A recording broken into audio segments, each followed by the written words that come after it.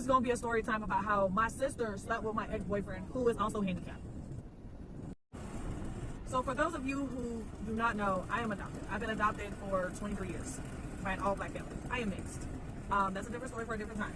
The reason why that's relevant is because when I was like 7 months old, I was put into the adoption agency. And I never met my little sister, Jasmine, who happens to be 5 or 6 years younger than me. I met her when I was 17, and we went to go live with our biological grandmother for a short period of time. And during that time, I was trying to build a relationship with her.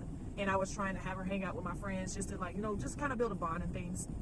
I just so happened to have a boyfriend who was a Caucasian at the time.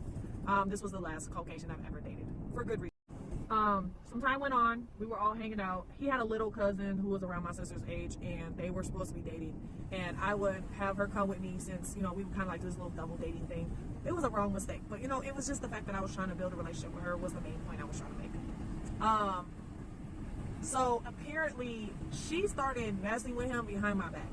And I even saw certain occasions where he would like pass her like certain drugs, because back then he used to like sell weed and stuff and, you know, whatever else. And I would tell him to stay the fuck away from her. Like, I was like, at that point I was like, nah, you need to stay the fuck away from my little sister. Like, you don't need to be around her. And she took it upon herself to continue to try to still mess with him. So there was an issue between me and my grandmother. We got into a altercation, which happened to be a physical altercation. The police were involved, and while the police were, you know, handling the situation and I got arrested, I saw her in his car driving past. So I ended up getting out like the next day or next 2 days or something, and I had proof that I was innocent, so they never convicted me or nothing. I ended up going to go find him, and he was at a house with a bunch of kids. And I went upstairs with him, and we ended up, you know, doing the thing. I'm not gonna say it on TikTok or YouTube because, you know, they be having their little guidelines.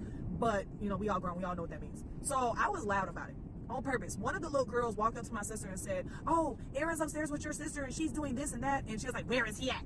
And I'm like, why the hell does that matter if that's supposed to be my boyfriend? Like, why does that even matter? So I found out they were sleeping around. The crazy thing about this whole situation is that the dude wasn't even cute to begin with. It was just, I liked him because I thought we vibe well. But it's the fact that you handicapped and have the audacity to cheat on me with my little sister, and you only got one arm, G. How you got one arm and you gonna sit here and play me? Like, that don't even make sense.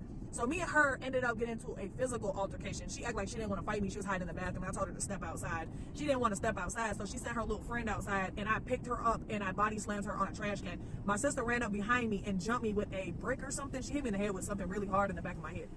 So me and her have not seen each other in 14 years because of this.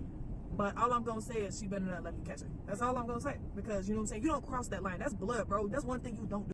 But it doesn't end there.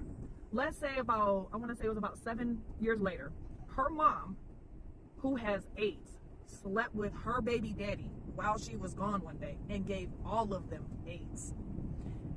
And I was like, damn, bro, that's that karma I be talking about. That karma is crazy. Like, y'all gotta stop messing with people. Like, y'all gotta stop doing really good people bogus as hell. And then recently, another fucked up thing is that she also got her house burned down and she lost her car in the last like 3 months.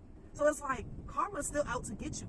Like, don't you see that? Like, you bogus as hell for doing what you did, and then the same thing happened to you, and now you're suffering even more.